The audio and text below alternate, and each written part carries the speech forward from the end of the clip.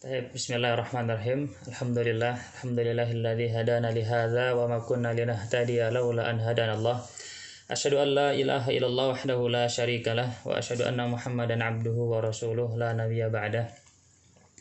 Yang kami hormati Ustaz Ruli Ataki sebagai ustadz saya banyak mengambil pelajaran dari beliau. Semoga beliau selalu diberi kesehatan oleh Allah Subhanahu wa taala, selalu diberi taufik dan kemudahan dalam segala urusannya. Para asatidz, wali santri dan juga santri Pulau Tahfidz yang dirahmati Allah Subhanahu wa taala. Alhamdulillah, puji syukur kehadirat Ilahi Rabbi, dengan taufik dan rahmatnya kita bisa berkumpul bermuajahah walau melalui Zoom meeting. Semoga perkumpulan ini membawa keberkahan, kemanfaatan bagi diri saya pribadi dan juga semua pendengar. Salawat dan salam senantiasa kita junjungkan kepada Nabi besar kita Muhammad Sayyidul Mursalin, Rasulullah Sallallahu Alaihi Wasallam, dan kepada para sahabatnya, para pengikutnya hingga akhir zaman. Baik, para pendengar yang dirahmati Allah Subhanahu Wa Taala, sudah banyak dijelaskan tentang bagaimana kenikmatan belajar di kota Madinah Al-Munawwarah oleh Ustaz Ruli Ataki. Mungkin yang saya sampaikan ini sifatnya pengulangan, akan tetapi bisa kita dengar bersama bagaimana ternyata pengulangan ini mempunyai derajat yang sangat tinggi di agama kita. Allah Subhanahu wa taala berfirman, "Wa dzakir fa inna dzikra tanfa'ul mu'minin." Berilah peringatan atau ulanglah, karena sesungguhnya peringatan tersebut memberi manfaat bagi orang-orang yang beriman.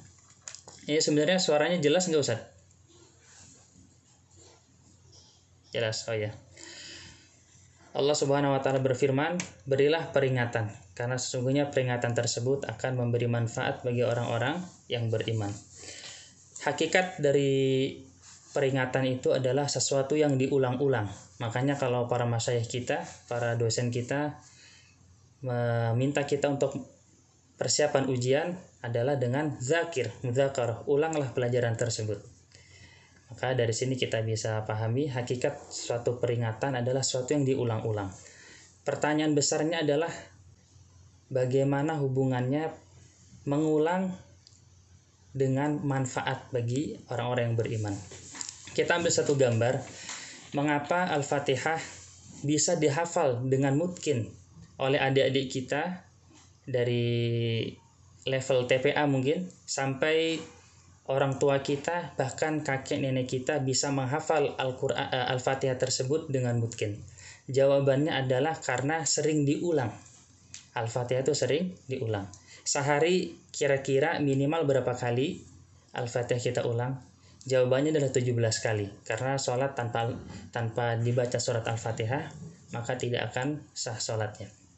Maka bisa kita lihat ternyata pengulangan tersebut memberi efek mungkin kepada hafalan kita. Contoh simpel lagi, kalau ada pertanyaan, samakah Al-Fatihah yang kita baca ketika kita SD di umur kita yang dini dengan Al-Fatihah yang kita baca sekarang? Mungkin umur kita sekarang 20, 30, bahkan ada yang 50. Sama atau tidak? Maka jawabannya secara lafadz sama. Secara lafadz sama, akan tetapi secara pemahaman kita tentang Al-Fatihah tersebut di lintas umur yang berbeda jelaslah beda. Ini menunjukkan kepada kita apa? Banyaknya pengulangan baik sifatnya menghafal, baik sifatnya mudarosah, itu bisa memberikan kita efek positif. Yang pertama efek mungkin, yang kedua tambahan ilmu atas apa yang telah kita miliki. Baik peserta yang dirahmati Allah Subhanahu wa taala, insyaallah yang akan kita sampaikan ini pertama berkaitan tentang keutamaan ilmu secara keumuman, yang kedua keutamaan kita belajar di kota Madinah Al-Munawwarah, yang ketiga penjelasan cara belajar atau bagaimana cara kita kalau kita mau belajar di UIM ini, yang keempat kita akan beri contoh beberapa bentuk soal yang biasa ditanya ketika muqabalah dan penjelasan singkat tentang UIM. Walau saya katakan saya tidak bisa mewakili pihak UIM, cuma ini pengalaman dari teman-teman kita yang biasa mengikuti ujian di sini Maka kita kumpulkan soal-soalnya sehingga kita bisa membuat rumus. Bapak Ibu, adik-adik yang dirahmati Allah Subhanahu wa taala, keutamaan ilmu sering kita dengar dan mungkin ini juga pengulangan. Allah Subhanahu wa taala turunkan wahyu pertama kepada nabi kita Nabi Muhammad sallallahu alaihi wasallam adalah kalimat Iqra, ayat Iqra. Artinya adalah bacalah. Sebagaimana kita ketahui, membaca ini adalah salah satu metode untuk mendapatkan ilmu. Artinya apa? Artinya Allah Subhanahu wa taala memerintahkan kita untuk menuntut ilmu. Menunjukkan kepada kita pentingnya dan tingginya kedudukan ilmu di dalam agama kita. Bahkan ini diwakilkan dalam wahyu pertama. Bahkan di akhir daripada surat Al-Alaq tersebut dikatakan wasjud waqtarib. Para mufassir dan ulama menjelaskan munasabah ayat antara ayat pertama dan ayat terakhir. Di ayat pertama Allah Subhanahu wa taala katakan berfirman, Iqra, bacalah. Di ayat terakhir disebutkan wasjud waqtarib, bersujudlah dan mendekatlah.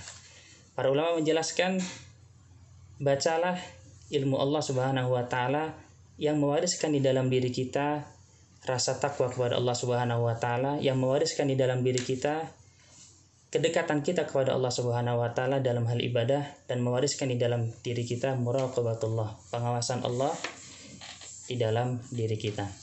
Bahkan di dalam ayat yang lain juga Allah Subhanahu wa taala berfirman wa qur rabbi zidni ilman. Berkata kepada Nabi Muhammad, wahai Nabi Muhammad, mintalah tambah ilmu. Kalau kita baca sejarah di dalam buku-buku sirah, Rasulullah itu tidak diminta untuk minta tambahan selain minta tambahan ilmu. Ini menunjukkan bahwa ilmu ini mempunyai derajat yang sangat tinggi di agama kita. Maka mungkin pertanyaannya, kenapa Rasulullah Shallallahu Alaihi Wasallam itu diminta untuk menambah tambahan ilmu? Kalau Rasulullah diminta untuk meminta tambahan ilmu, min babi aula kita semua.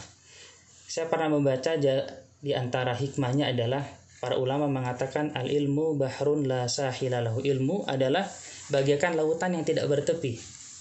Ilmu adalah lautan yang tidak bertepi. Makanya kalau kita perhatikan orang yang sedang jalan di tepi laut atau di tepi pantai, ada 3 golongan.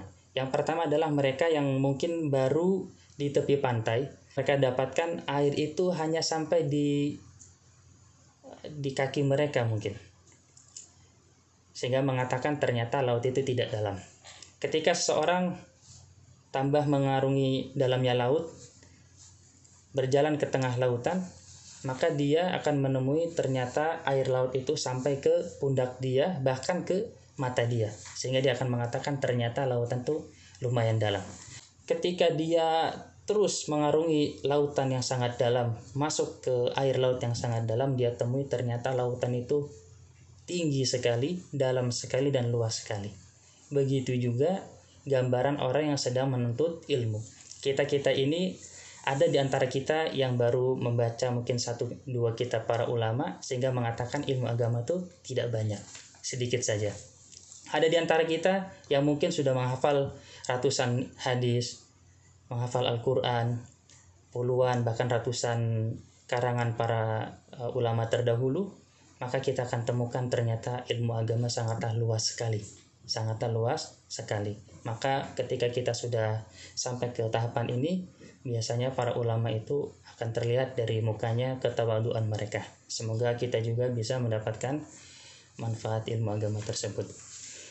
Itulah munasabah kenapa Allah Subhanahu wa taala jelaskan kepada Rasulullah untuk meminta tambahan ilmu, karena hakikatnya ilmu adalah lautan yang tidak bertepi. Adik-adik yang dirahmati Allah Subhanahu wa taala, bahkan di dalam Al-Qur'an juga dikatakan Allah Subhanahu wa taala berfirman, yu'til hikmata may yasha wa may yu'tal hikmata faqad utiya khairan katsira.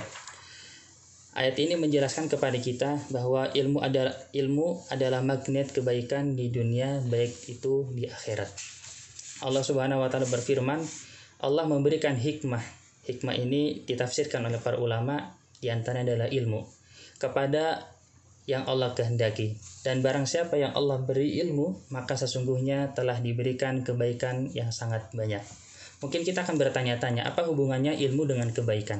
Kita akan gambarkan ketika seseorang beribadah, ketika seorang sholat, ketika seorang zakat, ketika seorang berpuasa, ketika seorang umroh atau berhaji, dan dengan ilmunya, ibadah yang didasari dengan ilmunya diterima oleh Allah Subhanahu wa Ta'ala, maka ketika diterima itu adalah bentuk kebaikan yang kita dapati dari apa yang kita pelajari dari ilmu tersebut. Ketika seorang berdagang, bermuamalah, dengan dagangnya itu dia dia menjauhi riba, dia menjauhi kecurangan, sehingga ada keberkahan di dalam perdagangannya tersebut, maka itu adalah kebaikan. Maka lihatlah, ketika kita berada di dalam posisi ini, kita harus bersyukur kepada Allah Subhanahu wa Ta'ala. Di dalam hadis dikatakan, man yuridillahu bi khairan yufaqihu fiddin. Barang siapa yang Allah inginkan kebaikan darinya, Allah tanamkan di dalam dirinya keinginan untuk belajar agama. Maka subhanallah, saya lihat adik-adik di sini semangat menghafal Al-Qur'an, maka ini kesempatan yang Allah berikan kepada kita. Allah ingin diri kita baik. Bahkan juga kalau kita perhatikan dan baca surat Al-Baqarah, di sana ada cerita tentang diciptakannya Nabi Adam, malaikat dan juga iblis. Tidaklah malaikat diperintahkan untuk bersujud kepada Nabi Adam, melainkan setelah Allah Subhanahu wa Ta'ala ajarkan kepada Nabi Adam al-asma. Al-asma ini para mufassir menjelaskan diantaranya adalah ilmu. Maka lihatlah, malaikat dan iblis disuruh sujud kepada Adam. Ini tanda kutip ya, kalau kita tidak boleh sujud kepada manusia. Disuruh sujud kepada Nabi Adam alaihissalam karena Nabi Adam alaihissalam sudah diajarkan ilmu oleh Allah Subhanahu wa Ta'ala. Maka para peserta sekalian, ketika kita ingin dunia itu tunduk kepada kita, jawabannya adalah dengan ilmu. Bapak, Ibu, adik-adik yang dirahmati Allah Subhanahu wa Ta'ala, kalau kita tadi sudah mendengar bagaimana penjelasan tentang keutamaan ilmu dan bagaimana tingginya derajat ilmu orang-orang yang berilmu, yang harus kita sadari bersama, menuntut ilmu itu bukan perkara yang sangat mudah. Menuntut ilmu itu harus didasari dengan rasa capek, harus didasari dengan usaha kita. Di antara perkataan ulama salaf mengatakan, la yunalu al-ilmu bi rahatil jism. Ilmu itu tidak didapati dengan santai-santai saja. Makanya beberapa asatidz kita menjelaskan, orang menuntut ilmu itu bagaikan proses pembuatan genteng, katanya seperti itu. Genteng itu prosesnya sangat panjang sekali, dimulai dengan pilihan tanah yang cocok untuk genteng. Setelah itu dicetak, setelah dicetak dijemur, setelah dijemur dibakar. Setelah dibakar ada dua kemungkinan. Genteng itu sukses, maka akan nongkrong di atas. Atau genteng itu rusak, akan jadi tambalan jalan di bawah. Maka begitu juga dengan keadaan kita. Mungkin kita dari pagi, dari jam 3 sudah dibangun untuk menghafal Quran, habis subuh menghafal Quran lagi, nanti waktu duha menghafal Quran lagi, nanti setelah zuhur istirahat, atau setelah asar kita menghafal Quran lagi, nanti malam juga kita mengulang hafalan kita. Maka ingatlah adik-adik semuanya, proses ini ketika kita sukses, ketika kita dasari dengan ikhlas kepada Allah Subhanahu wa Ta'ala, ingatlah genteng yang jadi nongkrong di atas memberi manfaat kepada orang-orang yang di bawahnya. Itu semoga bisa menjadi motivasi untuk kita semua. Dan di antara keutamaan ilmu yang ada di dalam hadis, ilmu ini sebagaimana yang kita ketahui adalah warisannya para nabi. Disebutkan dalam hadis, al-ulama warasatul anbiya. Ulama itu adalah pewaris para nabi, dan mereka itu tidak mewariskan harta, akan tetapi mewariskan ilmu. Di dalam hadis dijelaskan, sahabat Abu Hurairah ketika itu datang ke satu pasar, akhirnya berkata dengan suara yang sangat lantang, wahai orang-orang yang sedang ada di pasar, tidakkah kalian mengambil jatah kalian di dalam masjid? Di sana ada pembagian warisan Nabi, katanya seperti itu. Akhirnya orang-orang yang di dalam pasar itu bergegas menuju ke dalam masjid untuk mendapat bagian mereka. Setelah masuk ke dalam masjid, ternyata mereka itu tidak menemui pembagian apapun, hanya menemui halaqatul Quran, hanya menemui halaqah orang sedang belajar hadis, orang sedang berzikir kepada Allah Subhanahu wa taala, sehingga mereka keluar kembali. Ketika keluar, mereka berkata kepada Abu Hurairah, "Wahai Abu Hurairah, kami tidak menemui pembagian apapun di dalam masjid." Sehingga Abu Hurairah mengatakan, "Wahai sahabat-sahabatku, saudara-saudaraku, tidakkah kalian melihat halaqatul Quran? Tidakkah kalian melihat orang yang sedang berzikir kepada Allah Subhanahu wa taala, orang yang sedang belajar ilmu-ilmu agama? Itu adalah warisan para nabi." Maka kalau kita sekarang posisinya sedang menghafal Al-Quran, sedang giat mengikuti pelajaran atau ta'lim, ketahuilah kita ini sekarang sedang berada dalam mengambil warisan Nabi kita. Wajib kita berbangga atas keadaan ini. Penutup daripada keutamaan ilmu, ada satu cerita yang disebutkan oleh Al-Imam Ibnu Qayyim dalam satu kitabnya. Beliau menceritakan tentang dua orang yang sedang safar melalui kapal, karena memang safarnya ini beda kota atau beda pelabuhan, sehingga satu di antara mereka adalah orang yang sangat kaya. Kalau orang-orang terdahulu itu mungkin belum ada uang kertas, belum ada juga ATM, sehingga kekayaannya itu terlihat. Tas mereka itu isinya emas semua. Di antara tas mereka isinya adalah perak semua dan kekayaan yang lain. Dan satu di antara yang keduanya itu adalah orang yang alim, seorang dai yang diundang untuk mengisi kajian di pulau lainnya.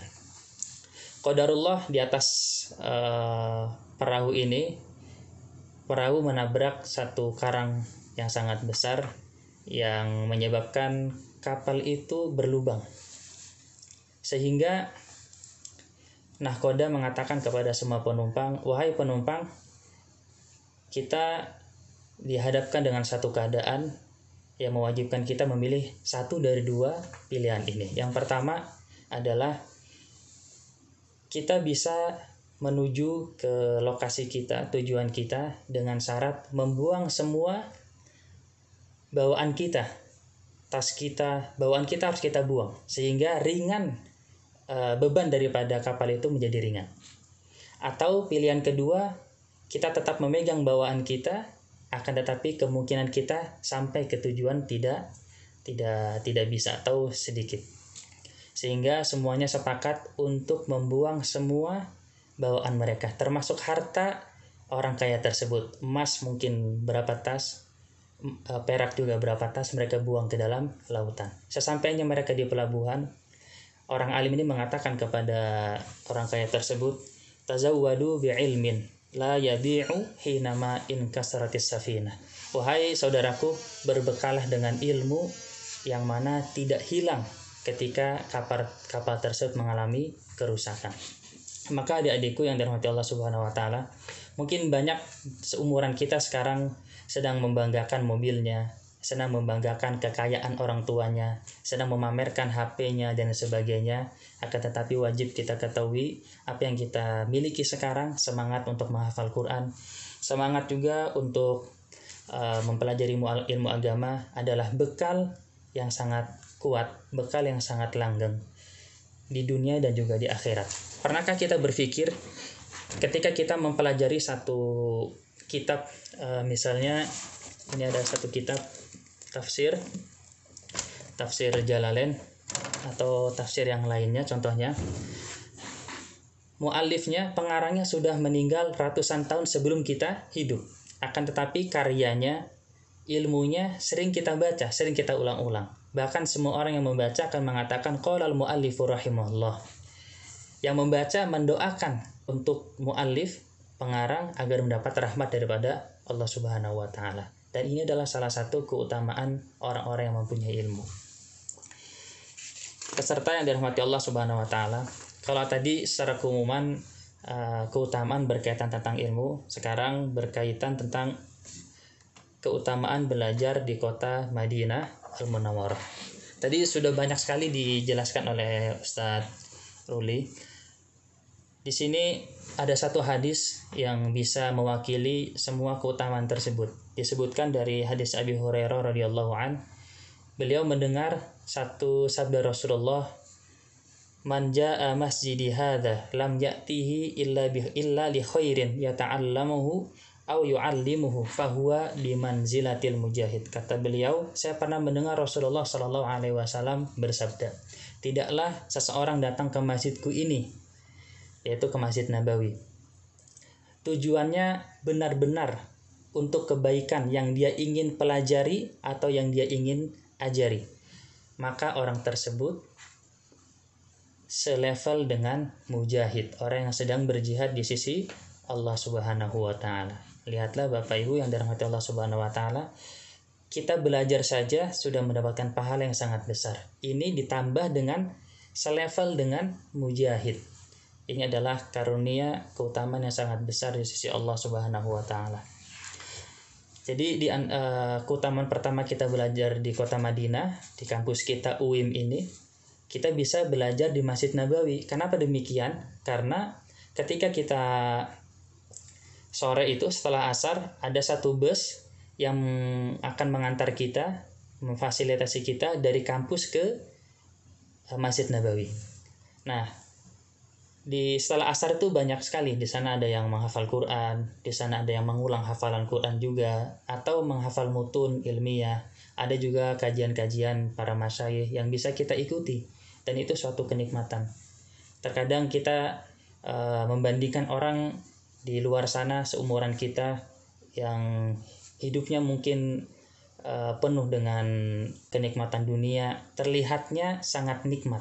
Akan tetapi ketahuilah, zahirnya memang terlihat nikmat, tapi hatinya itu tidak senikmat yang kita lihat di zahirnya. Beda dengan kita, walaupun kita berlama-lama duduk menghafal Quran, berlama-lama kita duduk mengikuti majelis para ulama, secara fisik kelihatannya capek, akan tetapi hati kita mendapatkan asupannya. Maka ini juga kita ketemui ketika kita belajar di kota Madinah Al-Munawwarah. Ketika kita belajar di kota Madinah Al-Munawwarah ini, banyak keutamaannya, diantaranya adalah kita mendapatkan ilmu dari para ulama yang mutqin, baik itu di Masjid Nabawi, baik itu juga di kampus kita. Ketika kita belajar di kota Madinah ini, pada hakikatnya itu adalah amanah dan juga nikmat. Amanah, kenapa dikatakan dengan amanah? Dulu ketika itu Rasulullah SAW pernah berkata kepada para sahabatnya, "Wahai para sahabatku, akan datang kepada kalian nanti satu kaum yang tujuannya adalah menuntut ilmu. Maka ketika kalian menemui mereka, katakanlah marhaban biwasiyati Rasulullah sallallahu alaihi wasallam. Fa'allimuhu, dan ajarilah mereka." Jadi hadis ini diriwayatkan oleh Abi Sa'id Al-Khudri. Ketika itu mendengar Rasulullah bersabda, "Wahai para sahabat, akan datang kepada kalian satu kaum yang datang benar-benar untuk menuntut ilmu. Maka ketika kalian menemui mereka, katakanlah marhaban biwasiyati Rasulullah sallallahu alaihi wasallam, dan ajarkanlah mereka." Jadi kita yang datang di sini di kota Madinah, ini adalah wasiat Rasulullah sallallahu alaihi wasallam, dan juga para ulama mengatakan tidak sekedar di kota Madinah, di kota manapun itu kalau dia menuntut ilmu termasuk kepada hadis ini.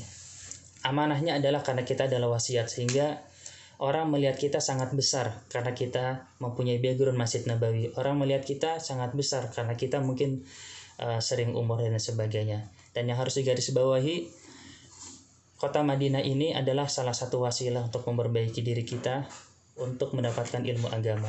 Akan tetapi tidak semata-mata bisa menyucikan diri kita, mengangkat derajat kita di sisi Allah Subhanahu wa taala kalau kita hanya berlela-lela saja. Kalau kita hanya santai saja di kota Madinah ini.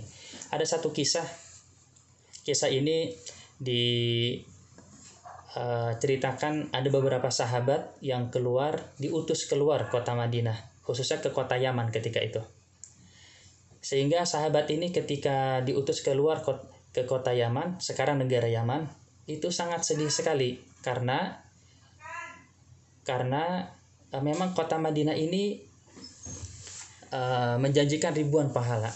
Akan tetapi kesedihan mereka ternyata mengeluarkan satu perkataan yang sangat indah. Kata beliau, innal arda la tuqaddisu mra'an wa innama yuqaddisul mar'a amalu. Sesungguhnya bumi itu tidak mensucikan seseorang.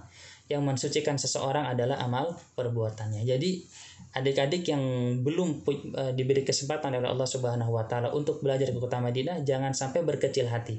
Dimanapun kita berpijak, yang penting kita mempelajari Al-Quran, mempelajari hadis, mempelajari ilmu agama, insya Allah derajat kita sama dengan mereka yang diberi kesempatan untuk belajar di kota Madinah dan juga kota Makkah Al-Mukarramah. Kenapa dikatakan nikmat? Karena memang belajar di kota Madinah ini mempunyai kenikmatan yang sangat besar. Karena kita bisa sholat di Masjid Nabawi. Kita bisa sholat di Masjid Nabawi kapanpun itu, dengan syarat kita tidak mengganggu waktu belajar kita. Seperti yang tadi kita jelaskan, asar itu kita sudah free. Jadi kita masuk kelas dari 7:30 sampai jam zuhur. Setelah zuhur kita istirahat, karena memang adatnya orang Saudi itu mereka siang istirahat. Nanti asar mereka kembali beraktivitas. Nah, dari asar, maghrib, isya kita biasanya sholat di Masjid Nabawi. Sebagaimana kita ketahui, pahala sholat di Masjid Nabawi ini sangat besar sekali. Dikatakan di dalam hadis, sholatun fi masjidi hadza khairun min alfi sholatin mimma siwa. Sholat di masjidku, kata Rasulullah SAW, yaitu Masjid Nabawi, itu lebih baik 1000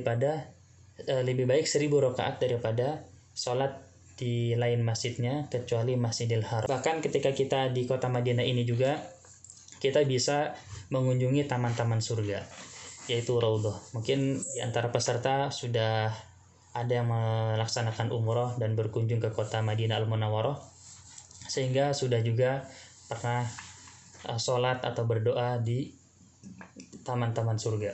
Disebutkan di dalam hadis, ma baina baiti wa minbari raudhatun min riyadil jannah. Antara rumahku, kata Rasulullah, dan mimbarku adalah taman-taman surga. Bahkan di sini juga kita bisa minum air Zam-Zam. Air Zam-Zam ini adalah kenikmatan yang sangat luar biasa, karena ketika kita minum air Zam-Zam, ada satu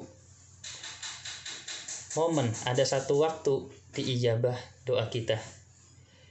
Para ulama menjelaskan di antara waktu diijabahnya doa adalah ketika kita meminum air Zam-Zam. Disebutkan di dalam hadis, ma'u Zam-Zam lima syuribalah. Air Zam-Zam ini digunakan sesuai dengan keinginan yang meminumnya.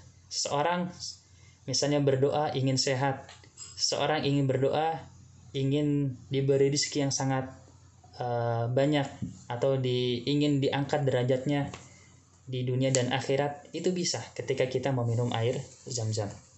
Bahkan ketika kita belajar di kota Madinah ini, di antara kenikmatannya adalah kita bisa menapak tilas langsung pelajaran-pelajaran sirah. Kalau kita dulu belajar di buku-buku sirah berkaitan tentang perang Uhud, di sini kita bisa langsung ke lokasinya, benar-benar menapak tilas sejarah perjuangan para sahabat dan juga Nabi kita Muhammad SAW, sehingga mewariskan di dalam diri kita keimanan dan juga kecintaan kita kepada Nabi dan juga para sahabat. Dan juga di sini kita bisa melaksanakan sholat di Quba. Memang apa keutamaannya?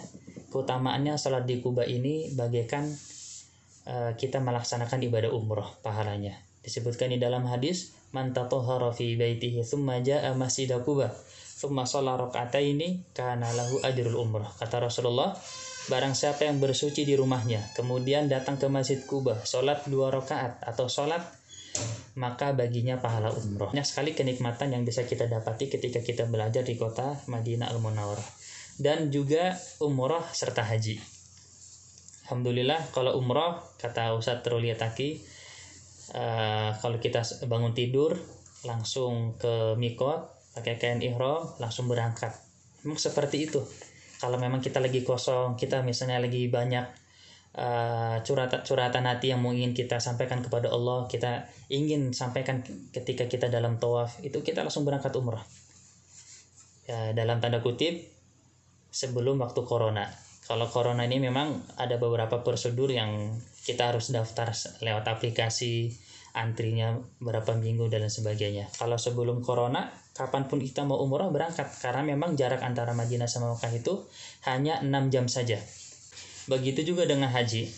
Di antara kenikmatan yang bisa kita dapati ketika kita belajar di kota Madinah ini, kita bisa melaksanakan ibadah haji ketika musimnya datang. Dan di antara kenikmatan yang ada di sini, kita ini full beasiswa.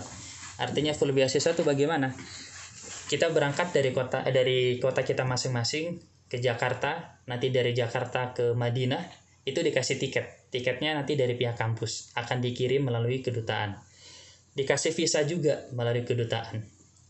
Terus nanti sesampainya di sini, biasanya akan dikasih badal takfif. Badal takfif ini adalah uang ganti yang dikasih oleh pihak kampus atas uang yang kita keluarkan dalam pengurusan visa, dalam pengurusan tiket, dalam pengurusan pembuatan paspor dan sebagainya. Itu nanti diganti.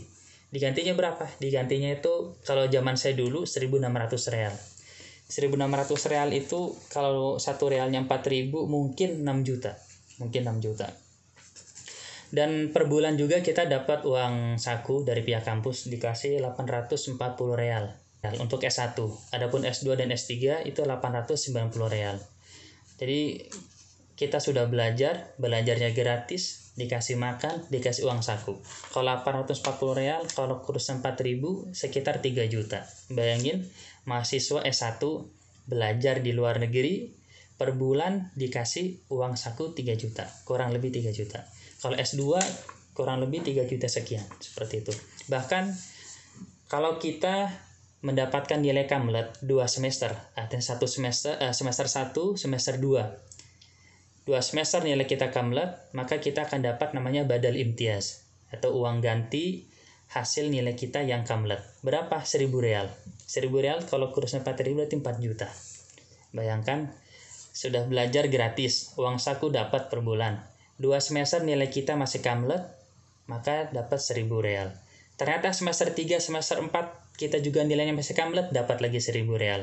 Semester 5, semester 6 nilai kita masih kamlet juga, maka kita masih dapat 1.000 real. Nanti semester 7, semester 8 nilai kita masih kamlet, itu dikasih 1.000 real lagi. Jadi kenikmatan sekali belajar di kota Madinah ini, dekat dengan Masjid Nabawi, begitu juga banyak motivasi yang sifatnya duniawi untuk memotivasi untuk semangat belajar kita.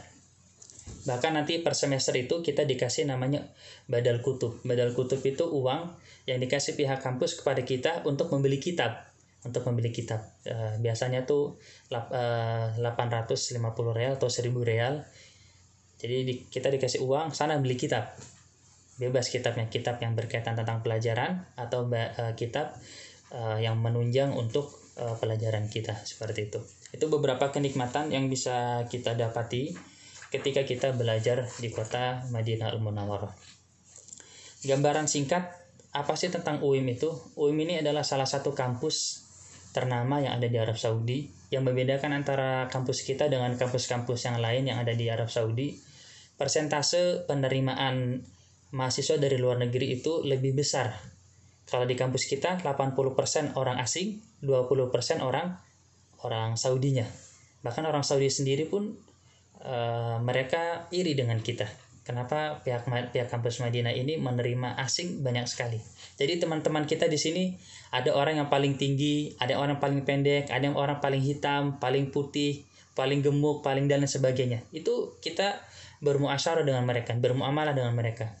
Teman-teman kita satu kelas, ada yang dari Afrika, Nigeria, ada yang dari Korea, ada yang dari Jepang, ada dari Eropa, dari Perancis, dari Amerika, dan lain sebagainya. Sehingga itu juga menjadi nilai plus bagi kita semua, bagaimana kita bermuamalah dengan orang yang beda adatnya, beda bahasanya, beda kulturnya, dan lain sebagainya. Sehingga benar-benar memotivasi kita, oh ternyata seperti ini yang kita pelajari di sini.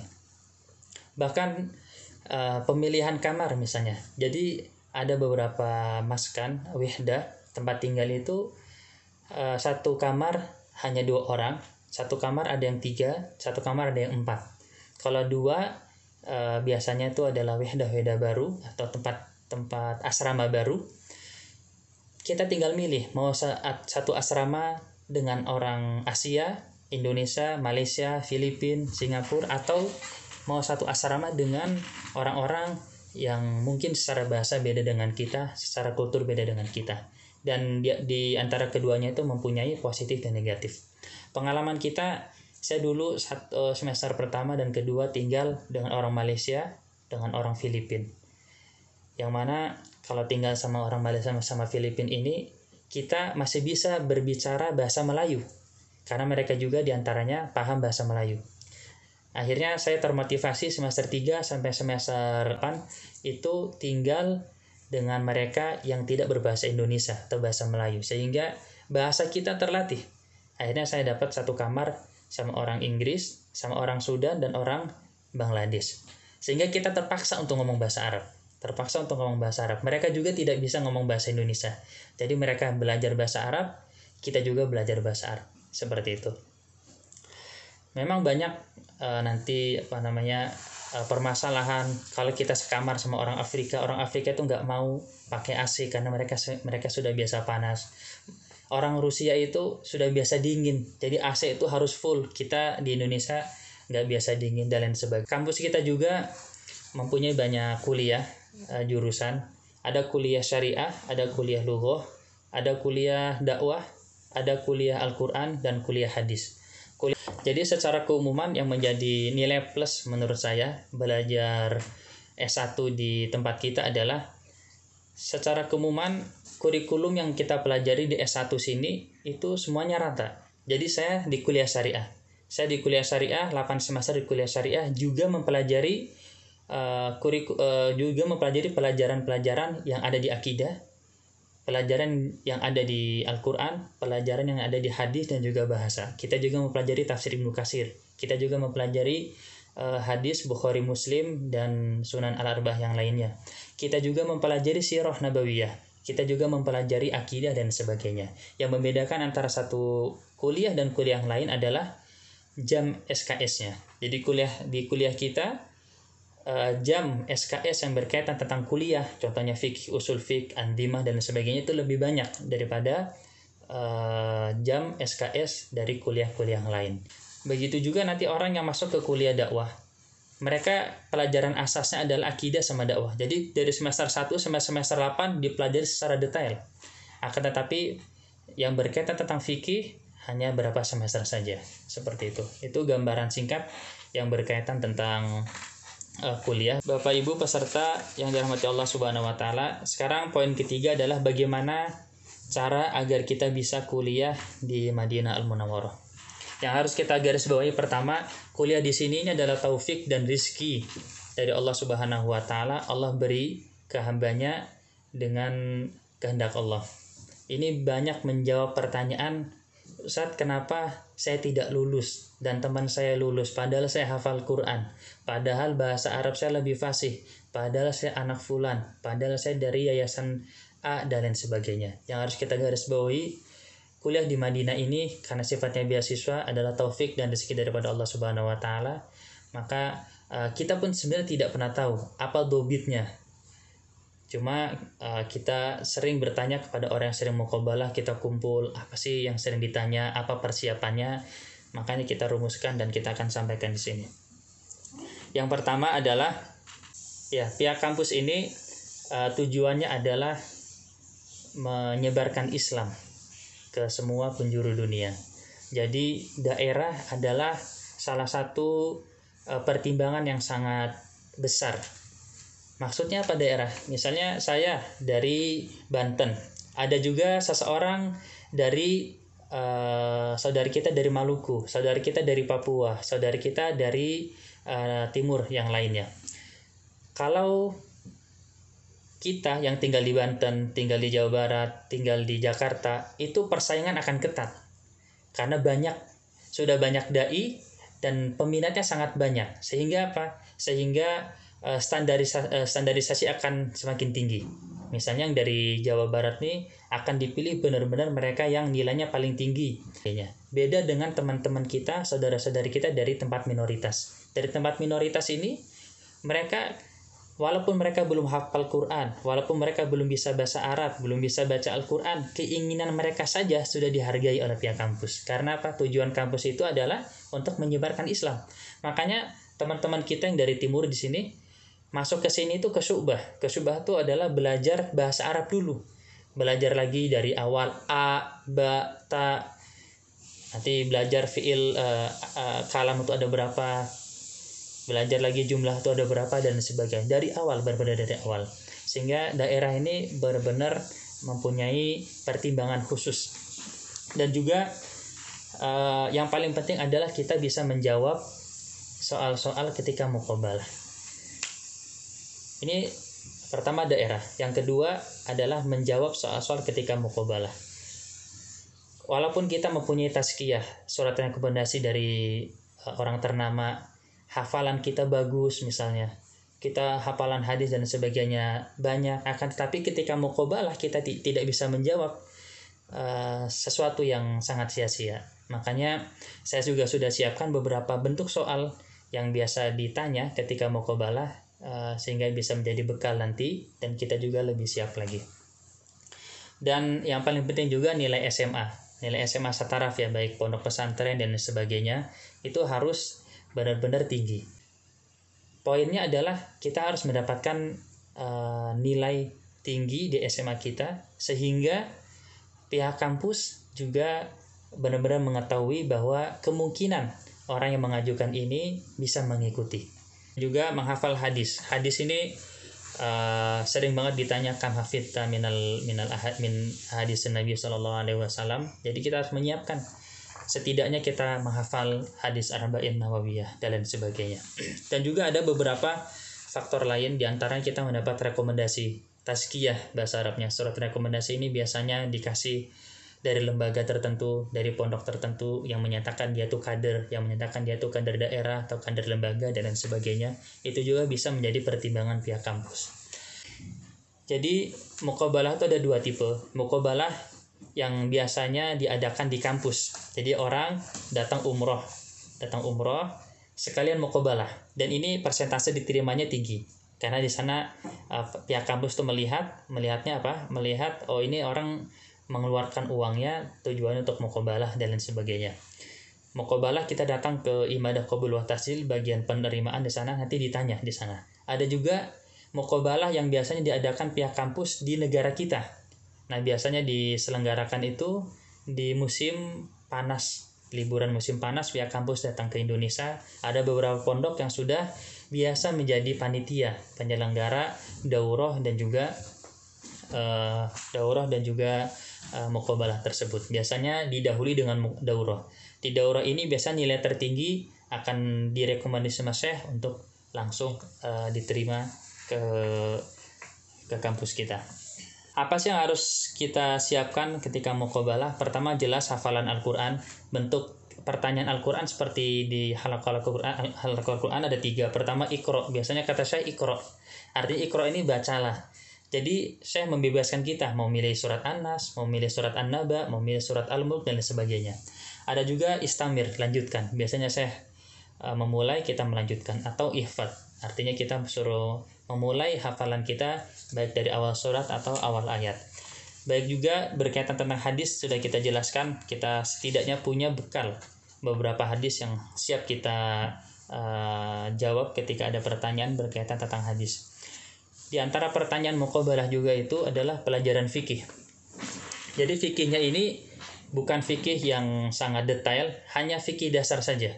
Contohnya, sebutkan syarat-syarat sholat, sebutkan rukun-rukun sholat, dan lain sebagainya. Nanti insya Allah ada satu momen, saya sudah siapkan beberapa soal yang berkaitan tentang fikih juga.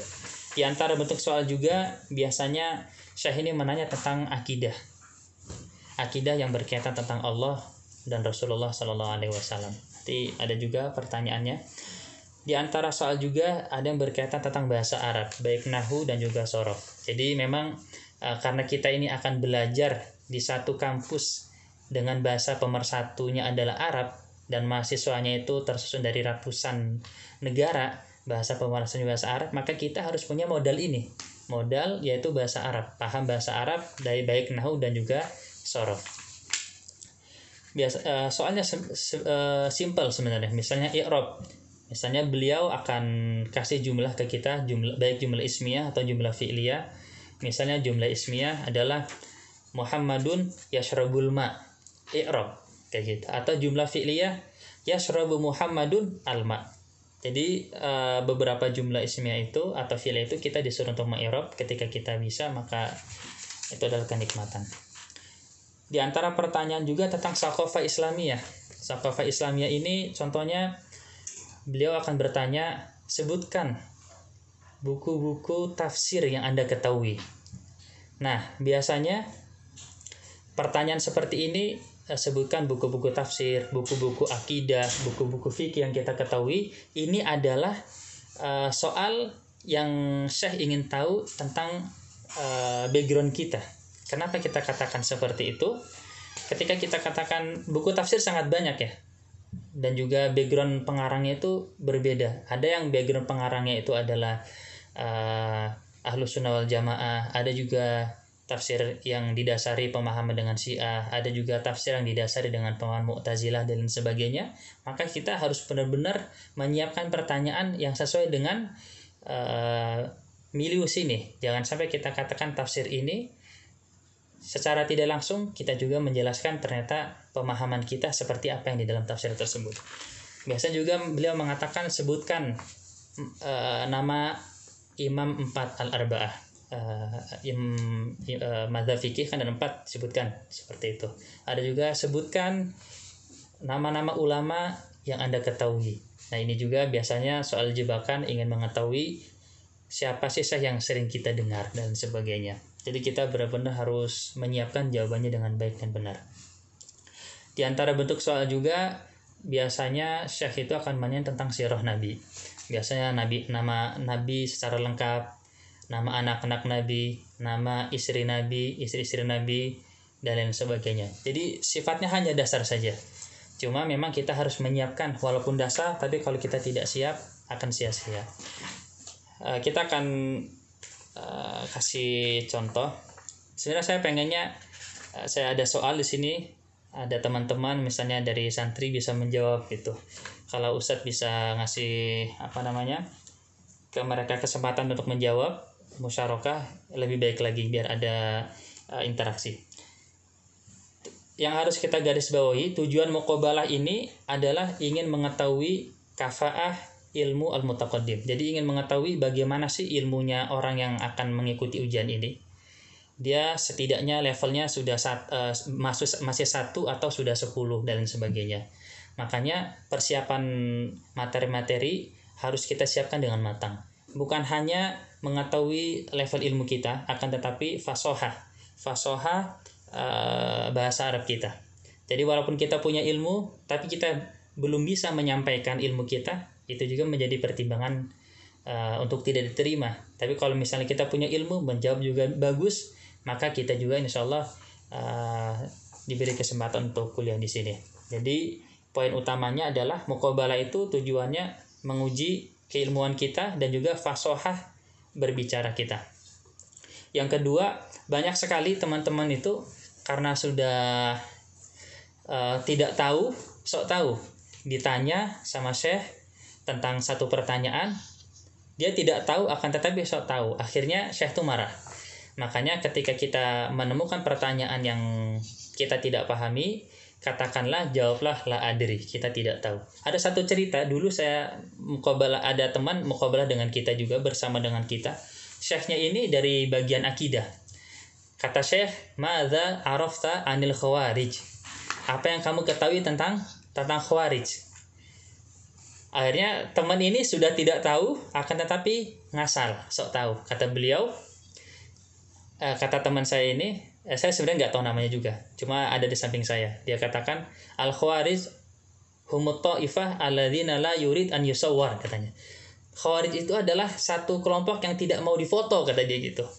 Akhirnya kata Syekh, lastu khawarij. Saya ini kan di antara orang yang tidak melihat foto itu dibolehkan gitu.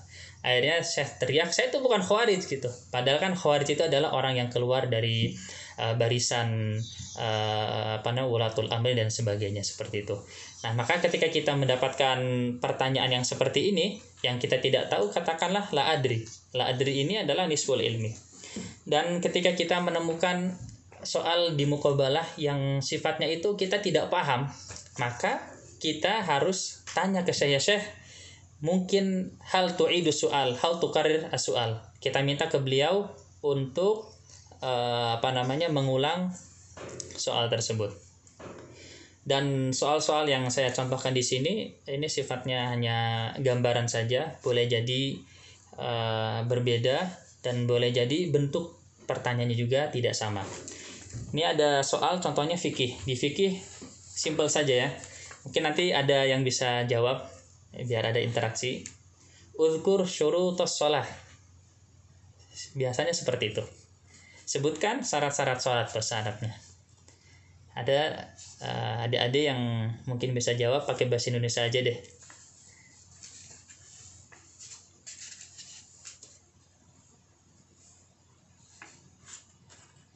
Gimana? Moderator mungkin bisa ngasih kesempatan ke adik-adik untuk ikut serta menjawab.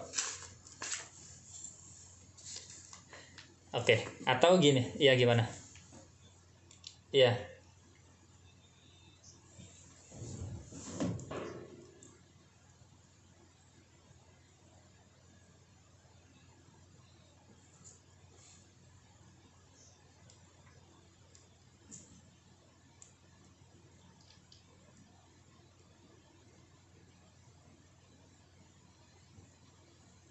Ya, pertanyaannya sebutkan syaratnya sholat. Udhkur syurutus sholah. Syarat-syarat sholat. Ya, bahasa Indonesia aja nggak apa-apa. Bahasa Riau juga nggak apa-apa.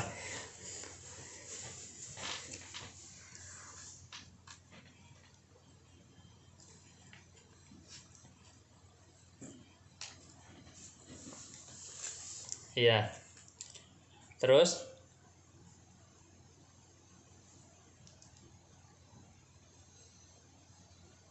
Oke, cukup nggak apa-apa.